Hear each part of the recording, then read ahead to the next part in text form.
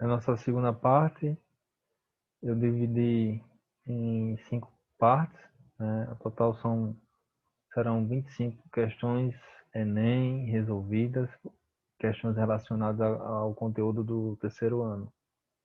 Os objetivos de aprendizagem são os mesmos: relembrar os conceitos de eletrodinâmica, corrente, DDP, resistência, exercitar a interpretação de enunciados e coleta de dados nas questões estilo Enem e resolver questões de Enem anteriores.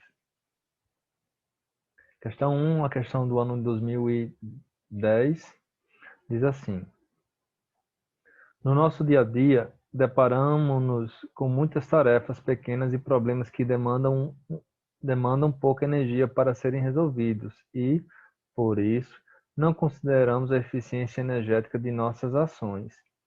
No global, isso significa desperdiçar muito calor que poderia ainda ser usado como fonte de energia para outros processos. Calor é que tipo de energia? Energia térmica.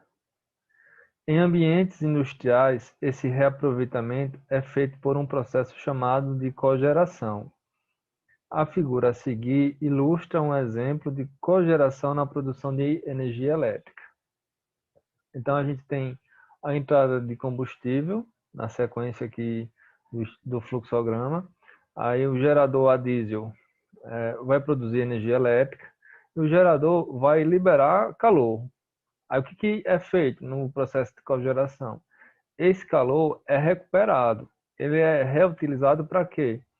Para, por exemplo, aquecer uma quantidade de água e se gerar vapor. Uma parte vai ser liberada pelos gases aí de exaustão e esse vapor vai funcionar como uma usina termoelétrica, vai movimentar a turbina de um gerador, gerando novamente energia elétrica. Então, eu tenho energia elétrica sendo gerada no gerador a diesel e energia elétrica sendo gerada na turbina do gerador, usando o vapor que foi aquecido com o calor liberado pelo gerador a diesel, né?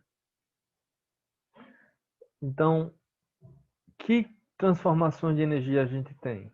Então, a própria questão no início ele fala sobre que nós não aproveitamos o calor, não aproveitamos o calor. E calor é qual tipo de energia? Energia térmica. Ocorre que os itens que têm energia térmica são quais? O item A, o item B e o item C. Aí qual é a sequência que é usada, né? Nesse processo de cogeração? O calor que é utilizado para produzir o vapor, ele vai movimentar o quê? Uma turbina. E esse movimento de uma turbina é um processo mecânico. Então você vai ter a transformação de energia térmica em energia mecânica. Alternativa a ser marcada, alternativa A. Questão 2. Questão do ano de 2010 também. Atualmente, existem inúmeras opções de celulares com telas sensíveis ao toque, touchscreen. Para decidir qual escolher, é bom conhecer as diferenças entre os principais tipos de telas sensíveis ao toque existentes no mercado. Existem dois tipos básicos usados para reconhecer o toque de uma pessoa.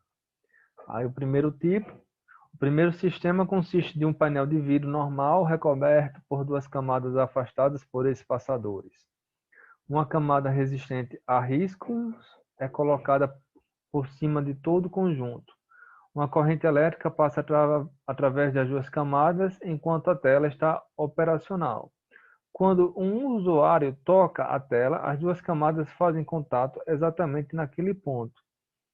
A mudança no campo elétrico é percebida e as coordenadas do ponto de contato são calculadas pelo computador, pelo aplicativo, pelo programa.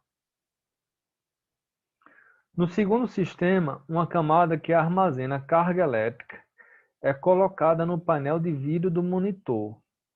Quando um usuário toca o monitor, a tela do celular, do tablet, né, com o seu dedo, parte da carga elétrica é transferida para o usuário, de modo que a carga na camada que armazena diminui. Esta redução é medida nos circuitos localizados em cada canto do monitor. Considerando as diferenças relativas de carga em cada canto, o computador calcula exatamente onde ocorreu o toque. Foram feitas duas descrições de dois sistemas, certo? Um é a partir da medida da corrente e o outro sistema a partir do armazenamento de carga elétrica que é armazenada e em seguida liberada. Então, o primeiro sistema e o segundo sistema. Dando sequência ao enunciado, temos o seguinte: o elemento de armazenamento de carga análogo. Análogo quer dizer o quê? Semelhante, igual, né? Parecido. O elemento de armazenamento de carga análogo ao exposto, ao mostrado, ao explicado, no segundo sistema e aplicação cotidiana correspondente são, respectivamente, receptor, resistor, gerador, fusível, capacitor. Pessoal, receptor é o dispositivo que transforma energia elétrica em outras energias. Exemplo, ventilador, energia elétrica em energia mecânica, certo? Televisor, energia elétrica em energia luminosa e sonora. Então, esse é um receptor. Isso não ocorre, né? No segundo sistema. Resistor, ele só faz dissipar energia em calor. E a questão não fala em dissipação de calor, né? Gerador é sistemas com baterias.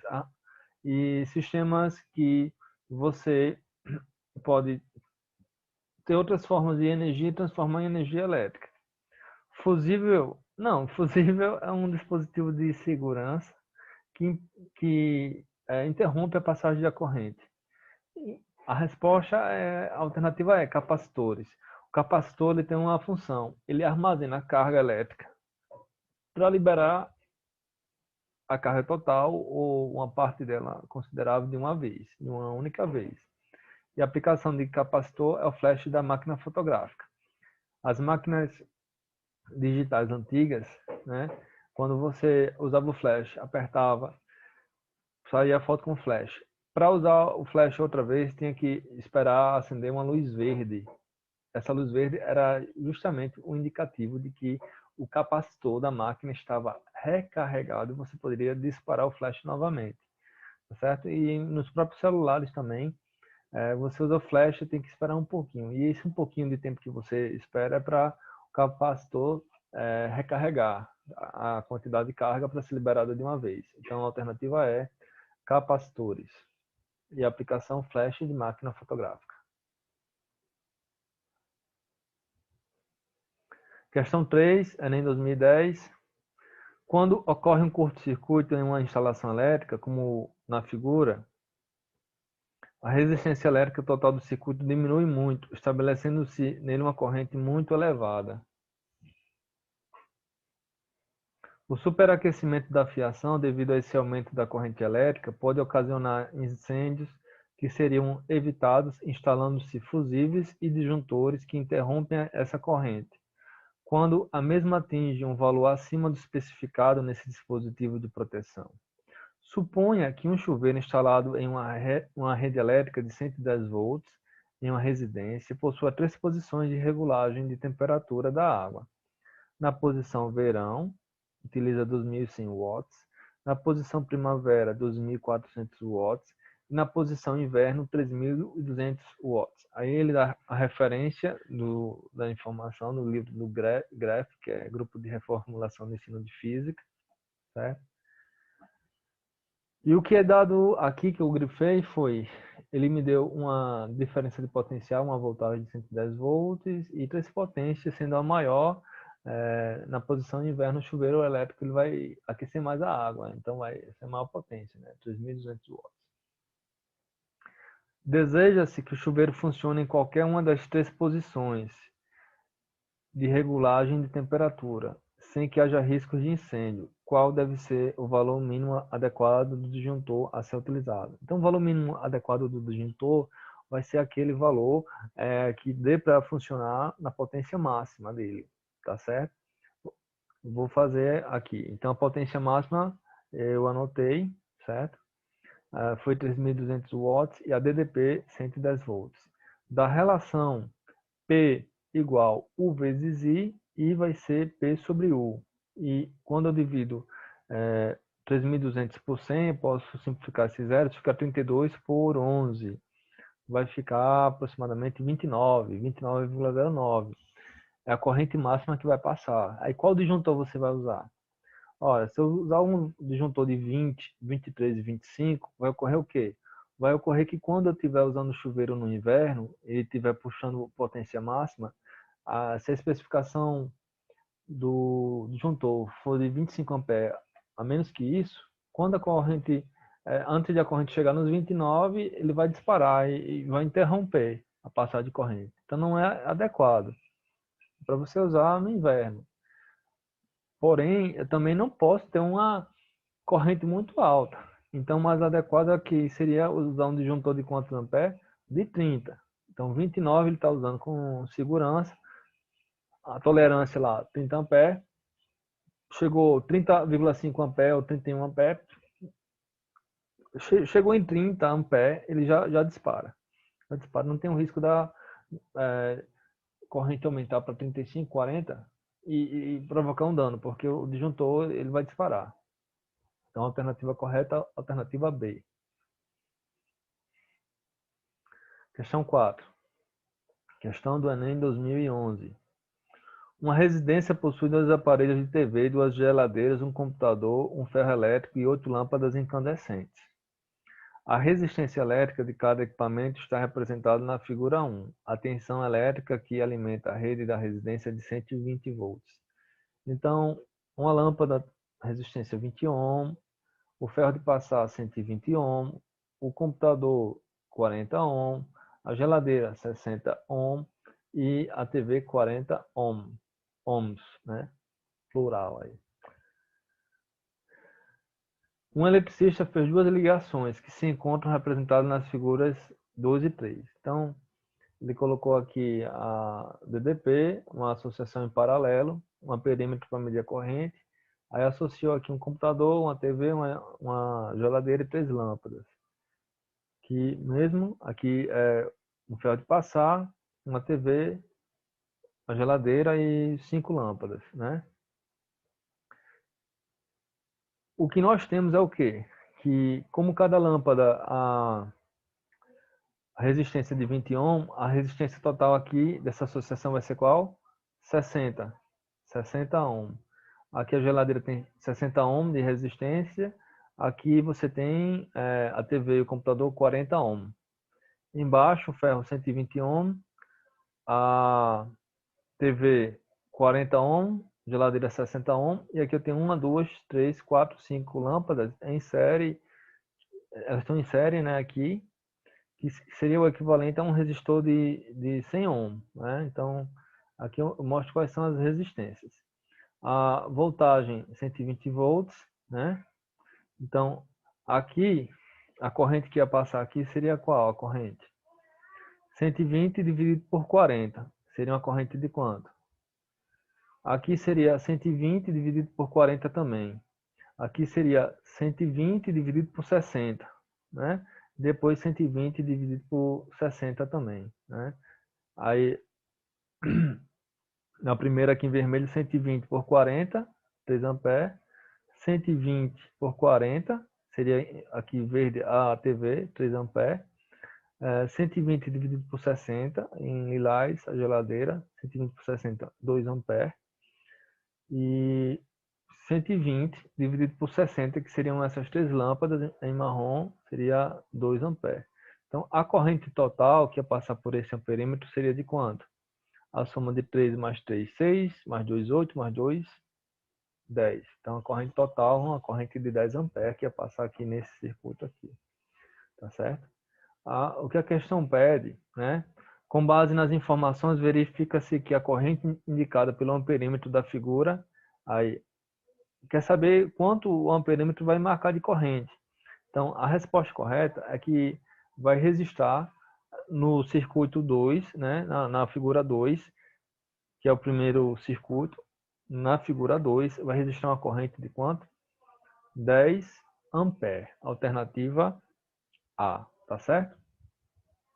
Aqui, se você quisesse fazer, você podia fazer também para isso aqui, ó. A voltagem é 120. 120 com 120 dá 1. 120 com 40 dá 3. 1 mais 3, 4.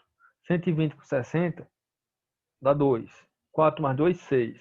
120 com 100 dá 1,2. Então, ia ficar a corrente aqui nesse circuito seria 7,2, se fizer o mesmo cálculo que eu fiz aqui. Né? E não tem... aqui, as opções que mostram aqui na figura 3 estão todas erradas. Então, o correto aqui é a alternativa B. Então, o perímetro vai registrar uma corrente de 10 amperes. Perfeito? Questão 5. Não sei se você tem o costume de observar o manual de utilização de aparelho eletrodoméstico, micro-ondas, geladeira, máquina de lavar, entre outros. No manual de uma máquina de lavar, o usuário vê o símbolo, esse símbolo aí. Ó. Este símbolo orienta o consumidor sobre a necessidade de a máquina ser ligada a, item A, uma rede de coleta de água da chuva. Não, se não tiver drenagem, você vai deixar de usar, hein? Você vai usar, você vai colocar em algum lugar do quintal essa água. B, um fio neutro para evitar a sobrecarga elétrica. Não, a sobrecarga, você pode usar um disjuntor, né, para controlar, para não haver um excesso de carga. C, um fio terra para aproveitar as cargas elétricas no solo. E assim, a gente tira a energia do chão. Se fosse assim, a gente não ia precisar usar a rede, por exemplo, aqui no Rio Grande do Norte, que é a COSERN. D, um fio terra para evitar sobrecarga elétrica. Perfeito, o fio terra serve para escoar, o fio terra serve para escoar o excesso de cargas elétricas para o solo. A alternativa D está certa. A E é uma proposta absurda, né? Uma rede de coleta de esgoto doméstico. Não. Essa rede de coleta de esgoto doméstico é uma parte de saneamento, é uma parte importante, mas esse símbolo aqui está relacionado à importância de fazer o aterramento para o excesso de cargas escoar para a terra. É isso. 5 questões.